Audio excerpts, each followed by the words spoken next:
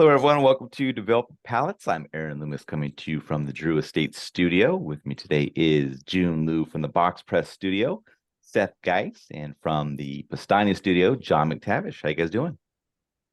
Isn't the cigar box pressed? It is. Ooh, it's Soft a box soft press press. Yeah. exclusive. That's two in a row. That's interesting, actually. From Well, just because the last review we did had a box press on it too. oh La Plena? I don't think we Mhm. did. Didn't it? It might have been like a Mine did it. box press from Like a being in the soft box press, box, maybe? but Oh, not all right. not a planned box press. I'm taking crazy pills. Yeah. Because All you're right. making me think I was taking Grace pills there. I was like, I don't remember it being box pressed. So today we are talking about the Cohiba Riviera Robusto. Cigar is 5-inch by 52. Comes out Uh-oh. of the There it is. STG Esteli factory in Nicaragua. Wrapper's Mexican San Andres. Binder is Honduran, Connecticut. The filler is Honduran Jamastran, La Entrada, and Nicaraguan Condega and Esteli. Price point is $19.99. Cigar was released in May of 2023. So with all that out of the way, June, what was your overall experience like with this cigar? that was pretty good. I thought it was really balanced. For Mexican San Andreas, I thought that it showed a lot of like balanced composure. So I got a ton of this semi-sweet chocolate cocoa thing going on. And it blended with like cedar and like tannin leathers really well. Yeah, I think that this is by far, I think this might be the best Cohiba, non-Cuban Cohiba that I've had that's outside of like the stuff that came out of Altiton. Okay. Yeah. All right, Seth, what were your thoughts? What? What do we what? I didn't really? You make Yeah. that? Gosh, dude, you can't throw a statement like that when we're just talking about the. Oh You my know what? gosh. I'd rather I have just got. All right, this so than listen. an aged Cohiba Siglo 6. Just kidding. Um, listen, Now you're just talking the cigar opened up and I was getting a lot of like aromatic spice and like this patchouli quality. It was pretty aromatic. It was right there. There was some cedar, there was some hay, dry earth, a little bit of creaminess, medium in strength and body.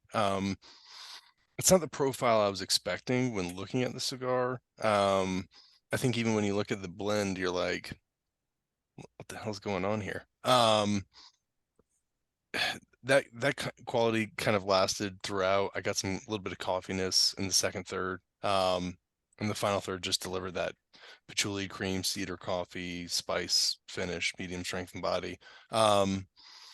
Average burn draw didn't smoke that great. Mine didn't.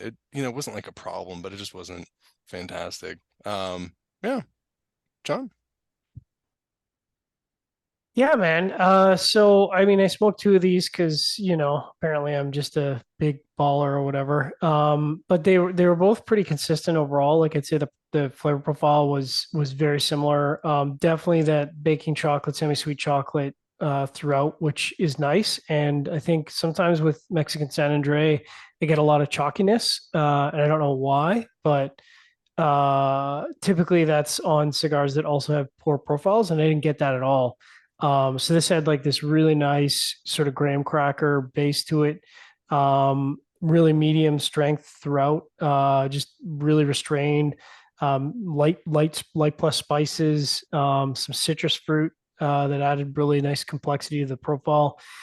Second, third, really leading to that dark chocolate and like a stone fruit sweetness. And then that stone fruit kind of became grapefruit. And then the last third kind of fell off a little bit for me. Not so much in the first one, but definitely in the second one, which I'll get into in our post recap. But uh, the first one was very similar to the second third. The second one started out creamy chocolate and citrus, and then it just kind of became a little wood forward, and then tannic wood really took off at the halfway point. So just all that complexity kind of fell away.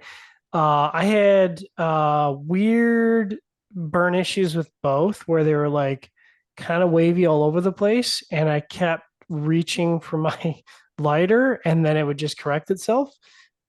which, could be me. I don't know, but it definitely seemed odd to me.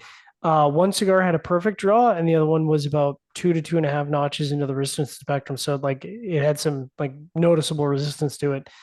But overall, I was happy to smoke both of them. I thought they were good. Aaron, what about you? Yeah, for me, this cigar started with a mix of dark earth, cocoa powder, and baking spice. Got some toasted cedar that joined in pretty quickly. Second, third saw the baking spice transition to black pepper, and the cedar transition to oak. And then the cocoa powder dropped out at the end of the third, and then final third saw wood bitterness join in.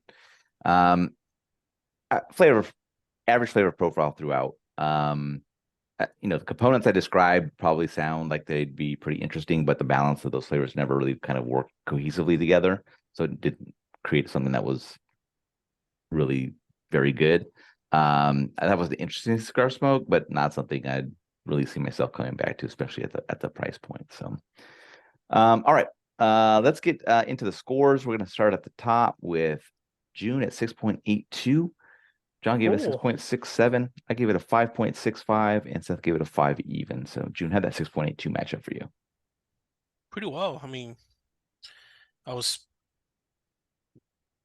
pretty surprised. It almost for me, like, I know as weird as this may sound, it almost tasted like Connecticut broadleaf, but without the heavier body, and that chewiness that I like in a good Connecticut broadleaf. But with so much of a chocolate backing, I mean, who doesn't like chocolate in a cigar? You really can't go wrong with that. Hateful people. Like Seth. I like chocolate in a cigar. It aired. I love chocolate cigars. It doesn't lick it. Yeah, not in the Riviera. All right, John. Did you 6.67. Oh, yeah, I'm sorry. Go ahead. 6.67. Yeah. That actually, this is the first time I'm going to actually say I think it's lower than I expected. I thought I was going to be high man on the mark here, and I thought I was going to have to defend myself. I kind of feel like it should be up in the 6.75, 6.82s where Jiunn is. And I guess maybe that's because of the draw on that last third. They were good. I mean, we'll get into it about whether it does enough to deliver on a $20 cigar, but I enjoyed the review on both of them, and I was happy to review the second one. So yeah, it matches up well, I think. My 5.65 matches up well. Average flavor profile throughout. Really good construction. Just a little bit of a wavy burn on that. That's the only complaint in regards to construction. So kind of gets to that mid fives, but not something I'm going to come back to, and especially at that price point. All right, Seth, 5 even. Listen, I was right there with you. The only thing is I just didn't have the great construction you had. So it's just, I don't think you need to thought this was defend better that. than the It's a $20 Cohiba cigar. You thought this was better than the Cohiba Royale, Jim? I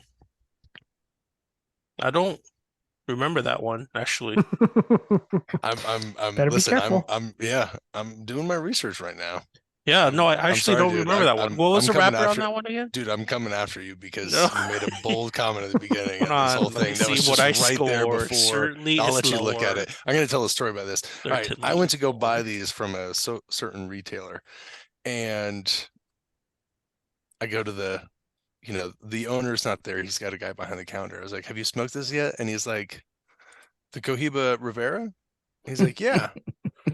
And I was like, "Riviera." And he's like, "That's what I said." I was like, "This is like Jerry Seinfeld." I was like, "No, I'm not sure it is." I said, "You said Rivera." And he's like, I was like, "It's Riviera." And he's like, "That's what I said." I was like, "Say Riviera." And he's like, "Rivera." I was like, "Yeah, you just said it again." And he's like, "No, I said Riviera." I was like, "All right." So I get on my phone. I was like, I get on like the little internet. I'm like, "All right, Mariano Rivera." I was like, "All right, say this guy's name." And he's like, "Mariano Rivera." I'm like, "Okay, good." And then I get in there. I'm like, I typed in French Riviera. I was like, "Say this." He's like, "French Rivera." I was like, "Okay, you see, there's an I." Yeah. Yes, I do. That I Royal, scored that man. lower. I know. It's Yes. just, I know you liked it. Jiunn I do. towards the Royale. I Yeah. think that listen, I need to smoke it again. I'll agree that I don't think it's as good as the Cohiba Miamis, but those are good. Third Yeah, best it's almost Cohiba? unfair, right? Third Compare it best? to Altiton stuff. Is it though? It's such a different. Well, it's such a different profile. Tobaccos, right? Like, Yeah, but and it's I their mean, own thing Hasn't that they. General had the opportunity for years to make An awesome Cohiba. Yeah. Yeah, yeah.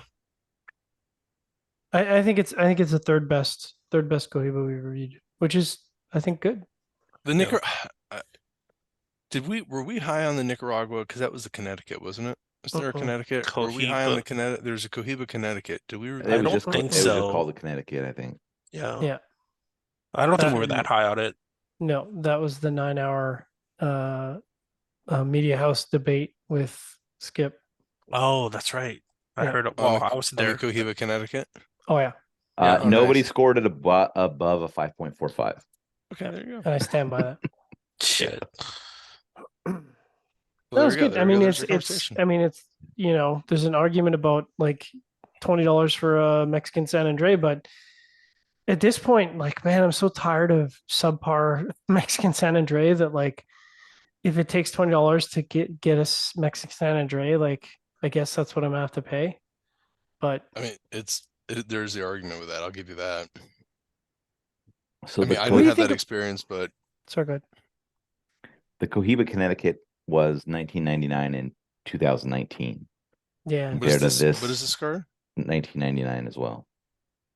this is better And- value. And everybody scored this one better than the Connecticut for sure. I'd smoke this over the Connecticut. Everybody, all Yeah. of us. Yeah. Yeah.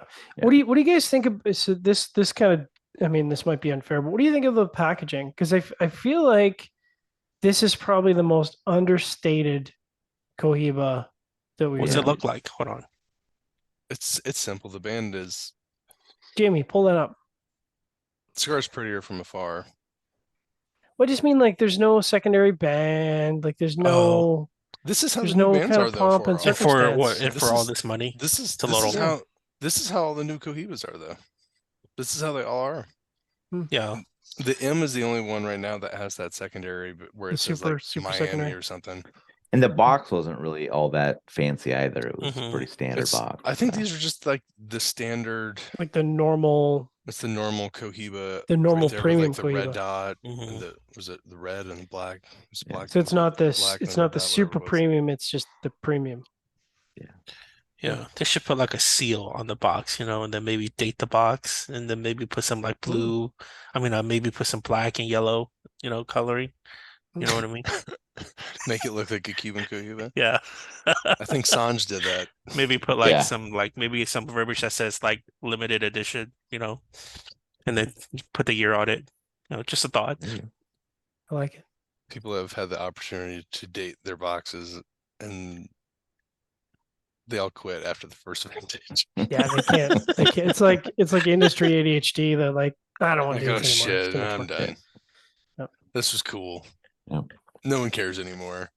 The only person who's going to complain about this is John and Seth and Coop, and who gives a shit what the fuck those guys say? They're still No going to one. buy them. Yeah. Yeah. You're complaining about a cigar that you bought to review. Yeah. Sucker.